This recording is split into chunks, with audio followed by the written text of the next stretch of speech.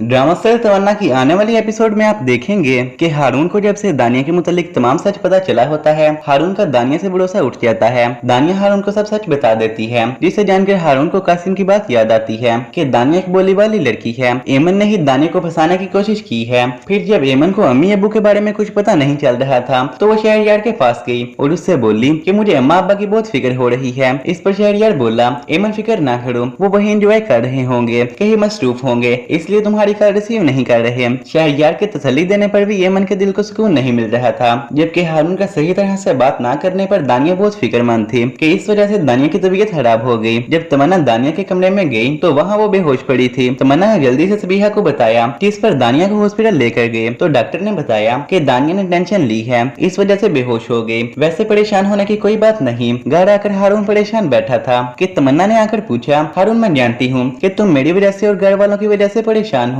हारून अगर मैं उस वक्त तुम्हारी मोहब्बत का एतराफ कर लेती तो आई ना मेरे साथ ये होता और ना ही तुम्हारे साथ, शायद हम एक पुरस्कून लाइफ गुजार रहे होते। लेकिन हारून अब सिर्फ एक ही हल है कि तुम मुझे किसी दारुल ईमान में छोड़कर आओ और खुद दानिया के साथ खुशी से जिंदगी गुजारो, क्योंकि मेरा अब कोई घर तो रहा नहीं, मैं और कहाँ जाऊंगी। जबकि तमन्ना की इतनी मायूसी वाली बातें सुनकर हारून बोला, तमन्ना तुम इस घर में जब तक मर्जी रहो, मेरे होते हुए तुम्हें परेशान होने की जरूरत नहीं, तुम यही रहोगे। जबकि तमन्ना ने मजीद कुछ न कहा। तो फ्रेंड्स, अगर आप मेरे चैनल पर नए हैं तो काइंडली चैनल को सब्सक्राइब कीजिए। मजीद आप देखेंगे कि हालत और जकिया को शहरयार ने वहाँ किडनैप करवा लिया था, जिसकी वजह से उनका बहुत बुरा हाल हुआ। शहरयार के कहने पर उनको 4 दिन के बाद छोड़ा तो वो पाकिस्तान वापस आए। जकिया ने घर आकर जुबैदा से कहा, भाभी मुझे माफ कर दो, कुछ पैसे आ जाने के बाद मैंने तुमसे बहुत बदतमीजी की, हमारे साथ वहाँ बहुत बुरा हुआ, मैंने तो अल्लाह का शुक्र अदा किया कि हम आपके पास वापस घर आ गए। जबकि जुबैदा बोली, जकिया मैं तुम लोगों के जाने के बाद बिल्कुल अकेली हो गई थी। दूसरी तरफ हालत के पास कुछ न रहा, उसका जो पैसा था वो तमाम शहरयार ने ले लिया। शहरयार ने हालत से कहा, तुम्हारा जो बिजनेस में हिस्सा था वो खत्म हो गया,